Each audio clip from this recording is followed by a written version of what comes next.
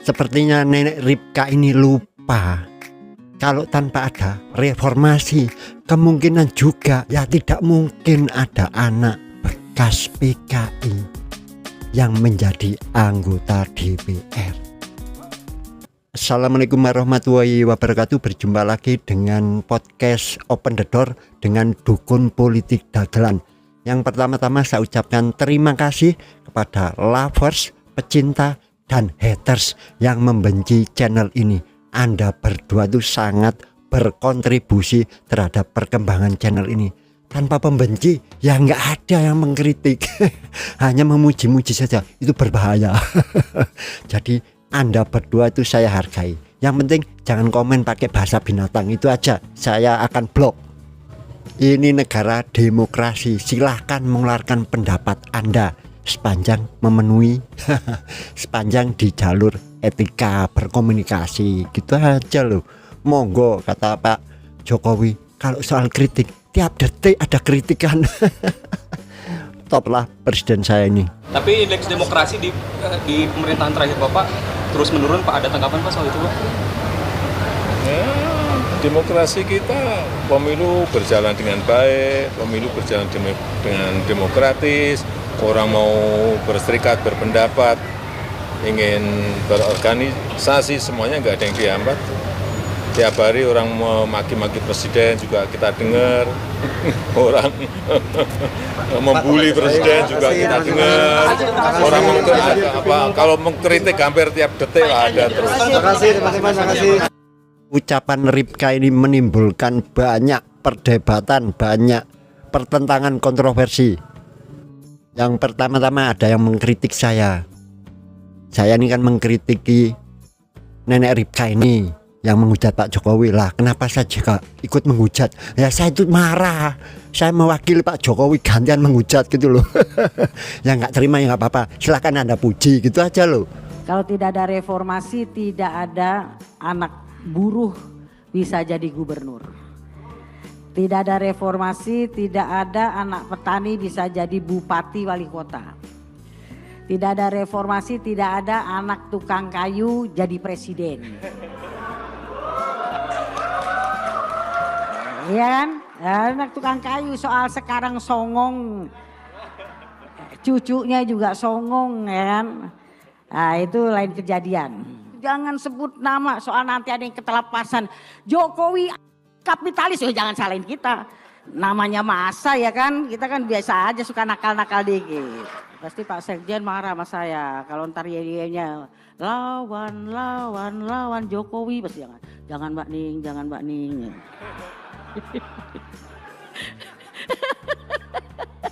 Kayaknya kita udah gregetan banget ya, masih Jokowi kurang ajar emang ada. Masa kita bilang kalau aku nggak apa-apa, lihat pers bilang gitu, gue mah udah tanggung dari dulu yang masalah 65, Mbak Ning apalah, komunis apa, udah tanggung, udah bilangnya kata Ripka Ciptaning. Nah, Pak Jokowi emang kurang ajar.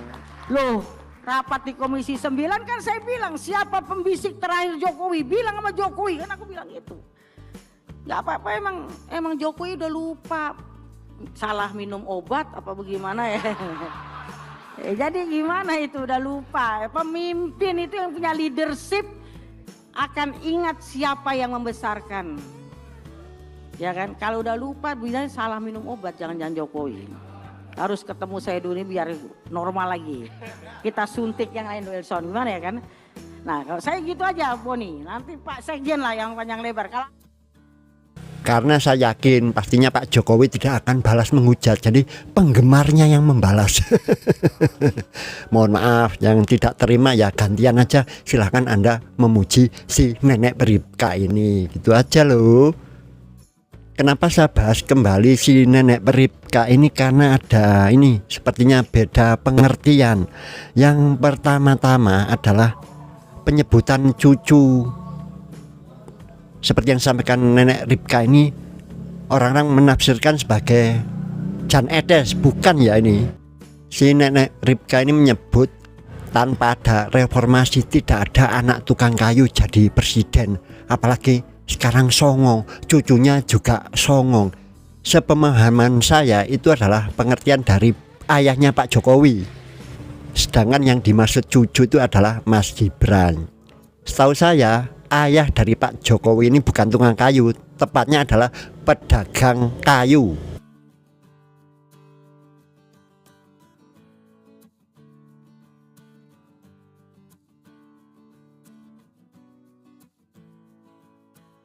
Sehingga yang dimaksud dengan cucu itu menurut saya adalah ya Mas Gibran. Pak Jokowi memang awalnya tukang kayu. Selepas kuliah beliau itu sempat kerja di Kraft di Aceh.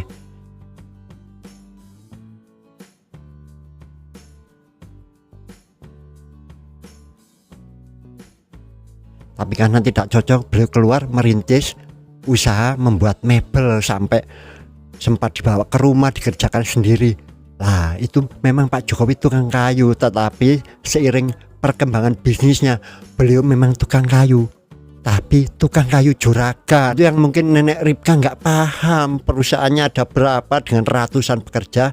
Lebih tepatnya Pak Jokowi itu adalah eksportir mebel, dari pasarnya ke luar negeri. Juragan, tukang kayu yang sudah menjadi juragan.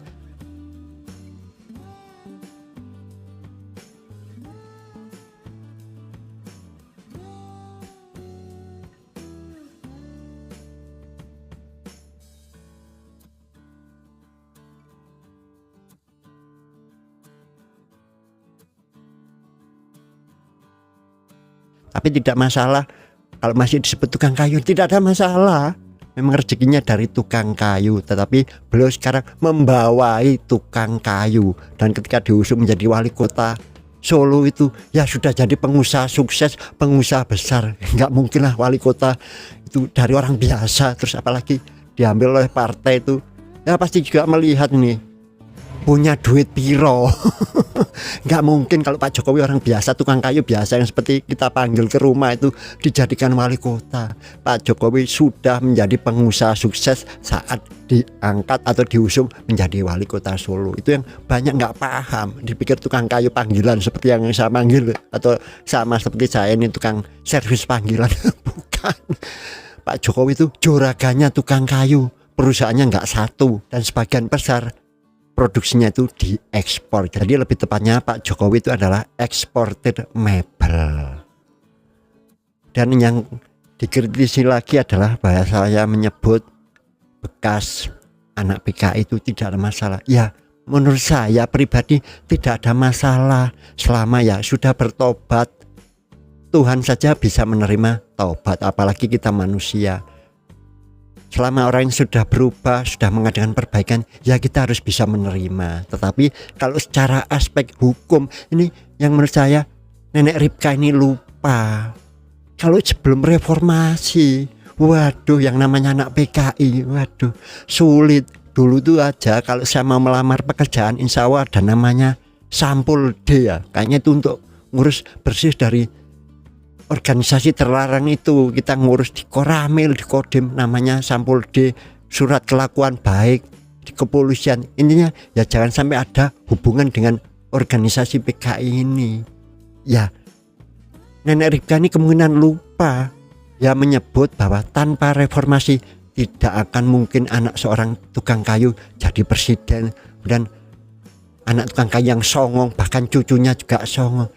Nenek Ripka ini lupa ya tanpa reformasi kemungkinan besar sekali tidak mungkin yang namanya anak tukang kayu, tukang batu bisa jadi anggota DPR. Apalagi anak dari PKI sangat tidak mungkin bisa masuk menjadi anggota legislatif, anggota DPR. Jadi sebelum mengkritik silahkan lihat tengkuk sendiri gitu loh maksud saya Nenek Ripka. Jadi di video ini sudah saya jawab. Yang pertama, mengapa saya menghujat? Ya karena saya jengkel, saya marah. Saya mewakili Pak Jokowi yang nggak mungkin menghujat si Nenek Ripka ini. Yang tidak terima ya silahkan memuji gitu aja loh. Yang kedua tadi masalah anak dan cucu dari tukang kayu. Yang dimaksud anak itu insya Allah ya Pak Jokowi. Sedang cucu yang songong itu insya Allah ya Mas Gibran. Yang ketiga itu tadi yang lebih penting diingat-ingat oleh Nenek Ripka ini, Mbak Ripka lah biar lebih mudah saya panggil. Kalau menghujat lain kali lihat tengkuk sendiri. Benarkah hanya Pak Jokowi yang diuntungkan oleh reformasi. Anda itu yang justru menurut saya sangat diuntungkan. Dulu yang namanya anak PK itu sudah sangat sulit kehidupannya. Apalagi Anda bisa sekarang menjadi anggota legislatif, anggota dewan yang sangat terhormat. Itu saja yang bisa saya bagikan. Semoga bermanfaat. Salam cerdas dan waras. Wassalamualaikum warahmatullahi wabarakatuh.